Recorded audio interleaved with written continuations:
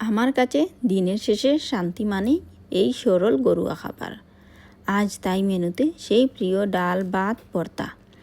প্রথমে ডালটা হয়ে গেলে পেঁয়াজ রসুন দিয়ে বাগার দিয়ে দিলাম। আহা, সেই সুবাসেই যেন অর্ধেক পেট ভরে গেল। তারপর শুরু হলো ভর্তার আসল আয়োজন। মাছের লেজগুলো লবণ হলুদ আর পাঁচফোড়ন দিয়ে ভেজে কাটা বেছে নিলাম। শুকনো মরিচ, পেঁয়াজ, ধনিয়া পাতা আর কাঁচামরিচ কুচি দিয়ে ভালো করে মেখে যখন সেই সর্ষের তেলটা পড়লো তখনই তৈরি হয়ে গেল লোভনীয় সেই মাছের ভর্তা। এরপর কচুর ভর্তা।